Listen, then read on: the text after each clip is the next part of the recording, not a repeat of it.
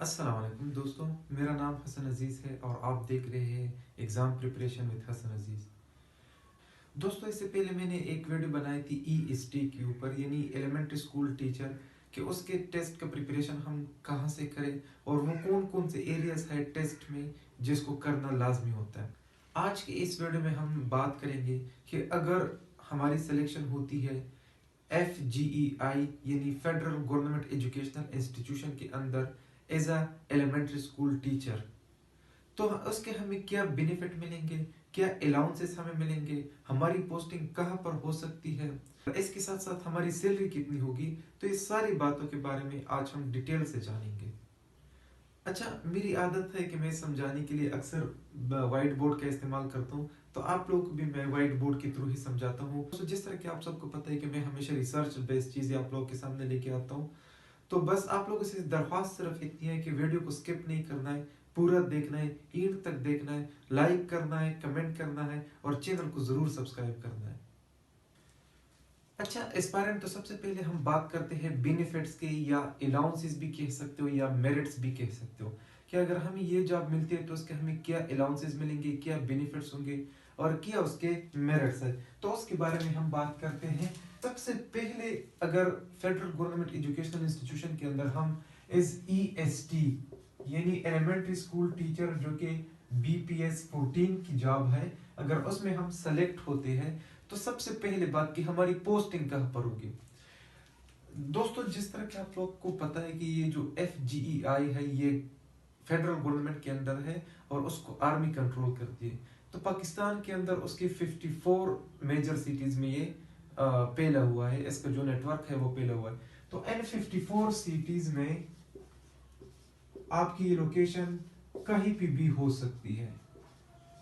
सबसे पहले बात तो ये कि ये फेडरल की जॉब है और आपकी लोकेशन कहीं भी हो सकती है पाकिस्तान के अंदर N54 सिटीज में। अगर हम उसकी वेकेशन की बात करें तो उसके 2 वेकेशन होते हैं, 2 डेज पर वीक। 2 वेकेशन होते हैं उसके हर वीक के अंदर।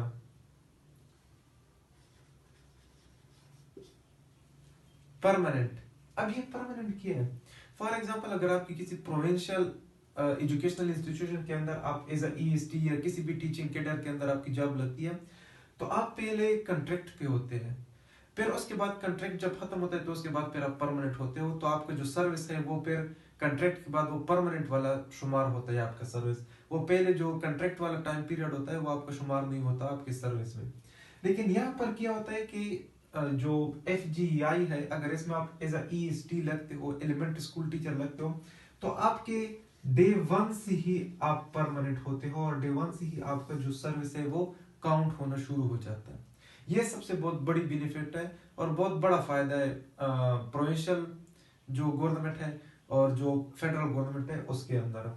अच्छा, इसके साथ एक और बहुत बड़ा फायदा जो कि हमें यहाँ से मिलता है, अगर हम इसमें सेलेक्ट होते हैं as EST elementary school teacher हम लगते हैं या किसी भी टीचिंग कैडर के अंदर हम जाते हैं FGEI के अंदर, तो वहां पर हमें एक चीज मिलती है हमारी सैलरी के अलावा। सैलरी भी मैं लास्ट में बताऊंगा आप लोगों को, उसकी भी फिक्र ना करें।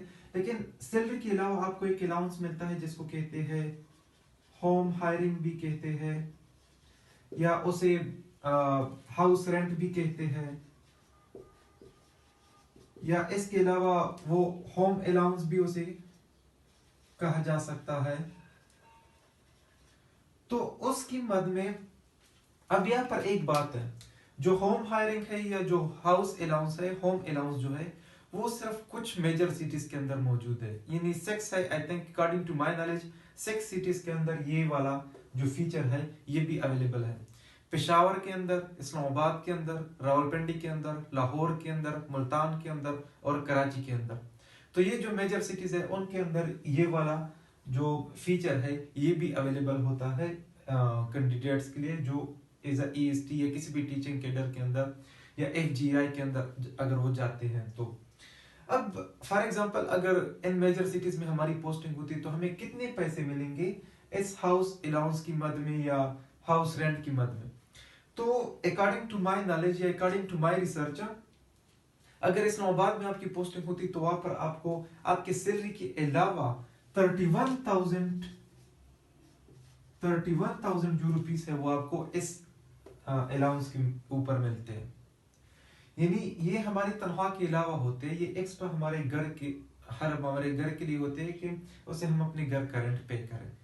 तो ये एक बहुत बड़ी फीचर है जो कि हमें मिलती है FGI के अंदर। अच्छा, एक और बहुत जो मुझे बहुत अच्छा लगा इसका ये फीचर वो ये है, फॉर एग्जांपल अगर हमारे प्रोविंशियल एजुकेशन डिपार्टमेंट के अंदर हमारी पोस्टिंग होती है तो हमारी पोस्टिंग कहीं पे भी हो सकती है, हमें किसी कस्बे के अंदर किसी अंडर प्रिविलेज्ड एरिया में भी हमें भेजा जा सकता है।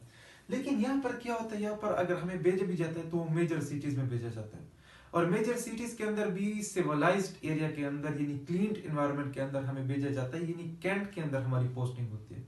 अब हम चलते हैं the most awaited part of the video, यानी कि अगर हमारी सिलेक्शन होती है, हमारे रास्ते में जितनी भी रुकावट आती है हम उन सारी रुकावट को अबूर करते हैं, हम टेस्ट भी क्लियर करते हैं, इंटरव्यू भी क्लियर करते हैं, तो उसके बाद हमारी तनख्वाह कितनी होगी, अगर हम EST की पोस्ट पे लगते हैं तो हमारी बेसिक पे कितनी होगी स्टार्टिंग में। तो सैलरी की तरफ हम चलते हैं। तो इसकी जो बेसिक सैलरी होती है, स्टार्टिंग में जो सैलरी होती है वो होती है 43,000 प्लस। प्लस मैंने इसलिए लगा दिया क्योंकि ये जो मैंने फिगर उठाया हुआ है वो पिछले साल का है। अब इस साल में भी इससे थोड़ा ज्यादा हुआ हो तो इस वजह से मैंने यहाँ पर प्लस का निशान लगा दिया, लेकिन जो बेसिक पे होती है स्केल 14 की फेडरल गवर्नमेंट के अंदर वो इसी की ही राउंड अबाउट होती है। तो ये होती है उनकी सैलरी। अच्छा, अब ये जो सैलरी है और ये जो हाउस अलाउंस है ये दोनों अलग अलग है, ये आपको अलग से मिलेंगे और ये वाला जो है ये आपको अलग से मिलेंगे। इसके अलावा अगर आपका MPhil है या आपकी PhD है तो उसकी भी आपको 2500 अलग से मिलेंगे। हर चीज की कोई ना कोई ड्रॉबैक्स भी होती है, कुछ कॉन्स भी होते हैं, जहाँ पर फायदे होते हैं वहां पर थोड़ा सा नुकसान भी होता है, थोड़ा सा रिस्क फैक्टर भी होता है। तो अब हम थोड़ा सा उन रिस्क फैक्टर के बारे में बात करते हैं। तो सबसे पहले जो रिस्क फैक्टर है यानी जो कॉन्स है, जो हम कह सकते हैं कि ये डीमेरिट है, तो वो है कि हमें अपने घर से दूर होना पड़ेगा, हमें अपने घर जैसा माहौल नहीं मिलेगा। ऑब्वियसली कोई ना कोई इस तरह का बंदा भी होता है जो हर किस्म के एनवायरनमेंट को वो हैंडल नहीं कर पाता, उसके लिए खाने पीने में भी इश्यूज होते हैं।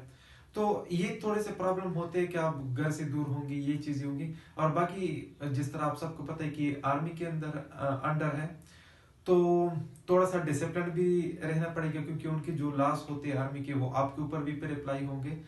तो ये कुछ चीजें हैं जो कि आपने अपने अंदर लाने होंगे।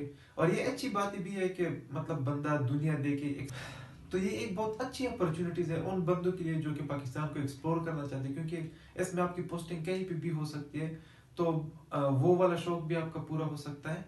तो ओवरऑल ये बहुत ही अच्छी और एक बहुत हैंडसम नौकरी है। अगर ओवरऑल इसका हम एनालिसिस करें तो उसकी जो बेनिफिट्स है वो बहुत ज्यादा है, लेकिन उसमें जो रिस्क फैक्टर है वो बहुत कम है, जिसको हम नेग्लेक्ट भी कर सकते हैं या उसको हम अपने आप में सुधार भी ला सकते हैं। अगर वीडियो आपको अच्छी लगी हो तो चैनल को जरूर सब्सक्राइब कीजिए और वीडियो को लाइक कर दीजिए।